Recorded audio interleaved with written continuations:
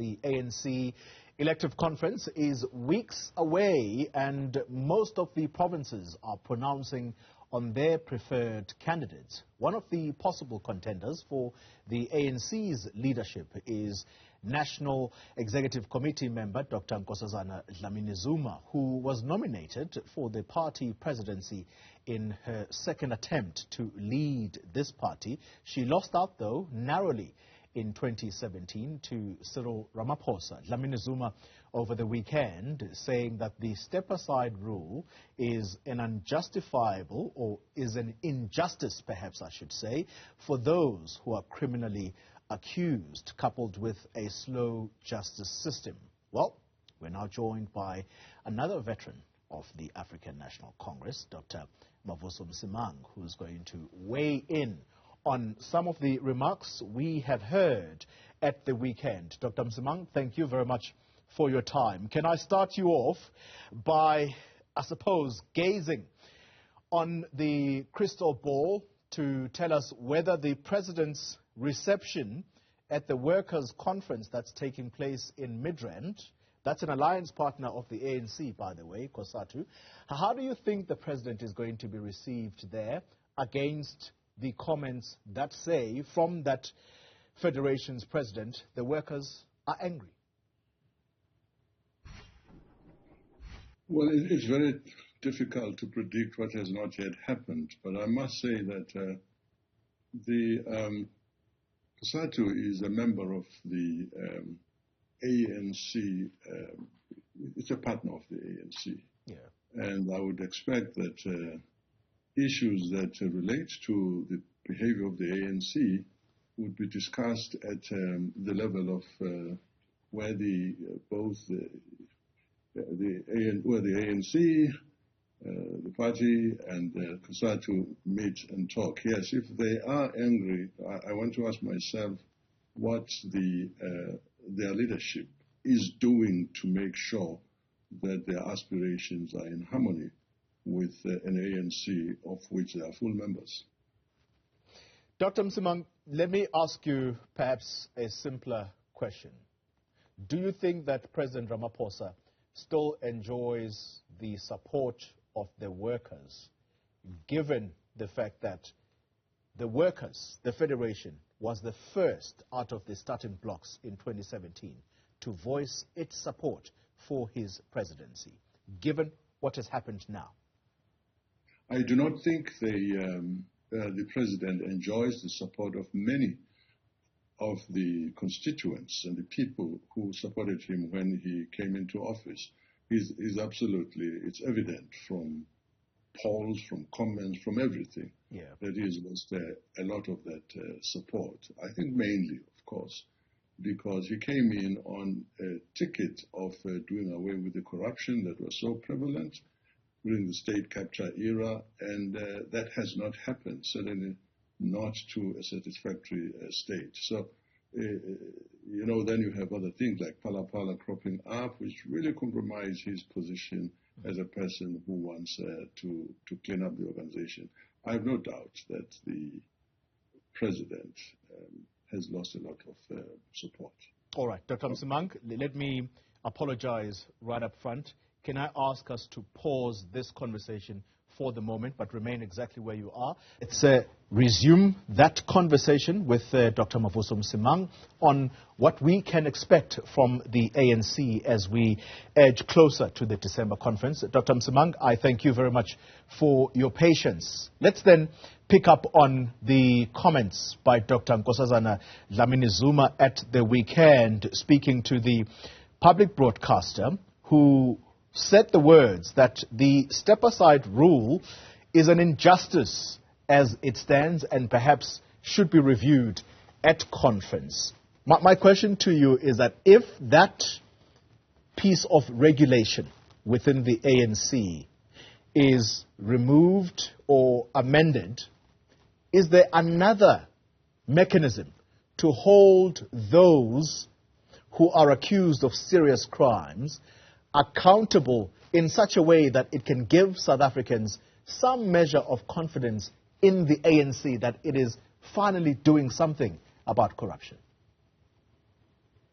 Well, my response to this is that, many people rejoiced and applauded the ANC. I was at the policy conference not long ago when it decided very emphatically that the step-aside rule must be continued, that you cannot dispense with it. The fact is that every organization, government, non-government, social, sport, every organization has got its own step-aside rule. They may call it a suspension or a dismissal, depending on the gravity of the offense or alleged offense. So I can't imagine how anybody would want this thing to be removed. What substitute would be put in place? And you must remember that the decision, the reason why people are asked to step aside is because their alleged activities will have had a very negative impact on the image of the organization. That's what the whole thing is about. You impugn or you are alleged to have impugned the organization, the reputation of the organization, then you can't just be left like that. But what I thought the minister might say would be that the justice system is really very slow, and I think it is against the interests most of the time, generally, of the person in the street. The postponements, I'm sure there are constraints that justify those postponements. But if people were to complain against the constitution of the justice system, it is that it really is too expensive to ordinary people. The frequent postponements make it really, really an unjust system for people who don't have money. But that's what needs to be tweaked so that when people who have been alleged, who face allegations such as we're talking about step-aside people, you don't excuse them, rather fine-tune the system, improve the system so that it's done. We must also remember that 10 years ago, 2012, and also at NASREC, the ANC membership meeting there decided that it was important because of the escalation in corruption that people who acted in a manner that put the organization in bad light should be asked to step aside. It wanted action taken against those people. Let me ask you this question then. Dr. Dlamini-Zuma is going to perhaps be listened to now more closely than ever before, and I'm saying this between now and the December conference. And the simple reason for that is that she is not just an ordinary NEC member. She now is a contender for the position of president, and therefore her views are going to be juxtaposed with that of a person who possibly might lead the country. What should the country read then into comments like that? I don't know. I mean, I don't want to imply that she's sympathetic to people who are so requested to step aside. But the fact is that it's very surprising that the direction of the action that is expected of the African National Congress is not to ensure that the system or the justice system works quickly. These conferences that I referred to, particularly the NASREC one, wished that these cases could be handled by the Integrity Commission of the African National Congress. I guess if it was given the authority to make a decision and, to evaluate a case that's brought before it and make a decision, that case then would be finished. There would be no delays. Candidate Nkosazana Dlamini-Zuma is complaining about. It is important. It is really important that justice, that the ANC is seen to be very, very tough on corruption. You can't really make a justification for them against the experiences of the society where very unfortunately, the ANC tends to be mentioned, alongside corruption. This is the kind of thing that really should go. Dr. Msimang, someone listening to you right now, they're going to say, oh, okay, so Dr. Msimang is for the step-aside rule remaining as it is, so that those who are accused of such serious crimes actually do step aside at least for the sake of the integrity of this ANC, whose reputation is in tatters right now. But then you have spoken very strongly against President Cyril Ramaphosa on the back of the Phala farm accusations. Remind us what your position is as to what the president should be doing, given that this has been in the public space for some time, and it does not cover him in glory. Well, sorry, what the president has done in connection with the step-aside rule, is that what you're asking? I'm asking, in connection with the step-aside rule, what should the president be doing when it comes to these Phala farm accusations? Yes, and I know you're probably alluding to say that the step-aside rule applies to those who are charged criminally. The president has not been charged criminally, yet he won't give answers, hiding behind the fact that law enforcement are busy investigating. How does he stack up when it comes to these rules that are created by the ANC?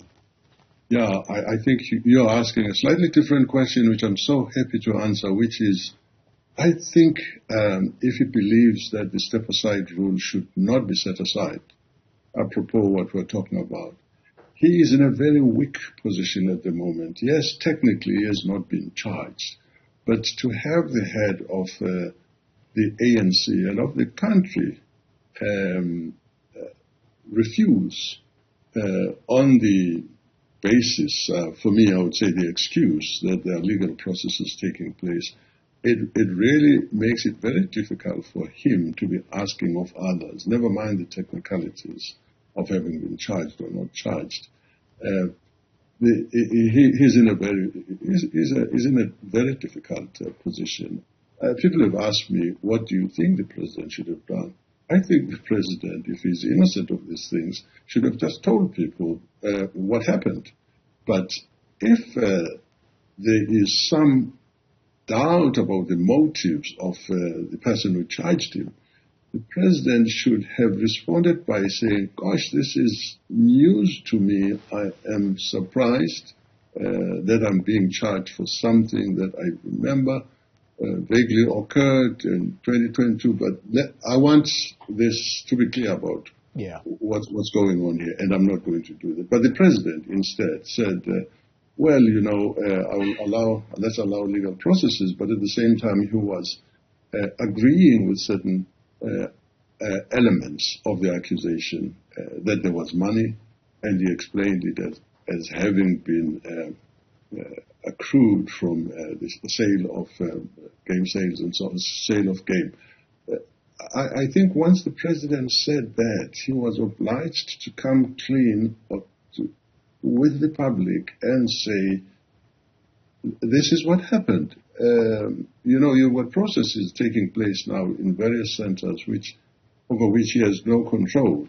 This matter can be stalled, but it won't be forever. If in the end there is proof that there was some wrongdoing, whatever it was, I think the president will be in a very weak position, even with respect to the December conference, but more importantly, with his leadership of the country. Dr. Msimang, I really would want for you at some point to be in studio here, because there's so many issues to pick up on when it comes to this step-aside rule, but also the allegations that are made time and again when people like Ace Magashule appear before court, that the country's law enforcement is being weaponized by those that are not in his faction in the ANC. But I want to perhaps move on to this particular element, because this discussion is about broadly the issues that are taking place in the lead up to that conference. How strong is the sentiment that the top 6, as we know it now, might be expanded come December? I'm hearing some murmurs that there is a strong conversation taking place about expanding the top 6 to be a top 7, and so that means an additional position is going to be added here. And which position might that be? No, I don't have an informed opinion. Really, it would be unfair of me to speculate. Absolutely, I've heard this thing said, and I wouldn't know what the motive would be. Can I just say what you did not ask me? The issue that is really rippling through the African National Congress, the issue of corruption. Most of the wrongdoings have to do with corruption. There is a guy a veteran called Omri Makhwale, who has said, you know, the best way to deal with this is to make sure that every bona fide member of the African National Congress is given the opportunity to vote for the National Executive Council. You can structure this thing. Modern technology makes this amazingly simple and straightforward. It is so much more secure, it's so much more corruption-proof. You would reduce all these things that we are talking about. If somebody wanted these people that if the provinces wanted certain people in the NEC, they shouldn't do it the way they are going about it, by the way, and I agree with that. I just think, unfortunately, the Electoral Committee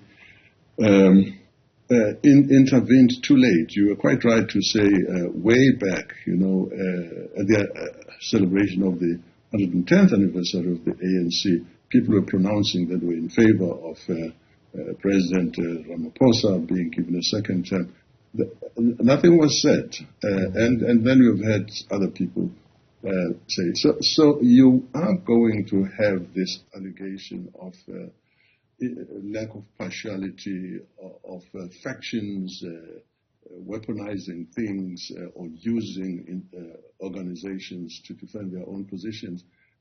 You can actually, if the ANC wished to ensure a very clean process of electing its people, I'm not so sure that it's always transparent. In as much as your vote is confidential, you need to allow people, of course, to elect people to positions of power, people they know. Start a process a long time back, at branch level, at regional, but you can then come up with a leadership. It's called the National Executive Committee in the ANC, that would have been actually elected by the grassroots. Yeah. The president, perhaps like the president of the United States, would also have to be elected in that fashion, and there would be no problem with him or her appointing people who have been democratically elected to form his committee. Interesting indeed. Perhaps let me conclude the conversation by then focusing the very conversation on the subject we've been talking about, and that is the step-aside rule. Is there no merit, though, Dr. Msimang, to what Dr. Nkosazana Dlamini-Zuma had to say, justifying her comments about the step-aside rule being amended? And that is that she refers to a comrade she wouldn't name, saying that that person had to step aside based on the fact that criminally that person was charged, but later cleared. But as per the position that they held, well, that has now been forfeited. That is unfair, is it not? You serve in the ANC.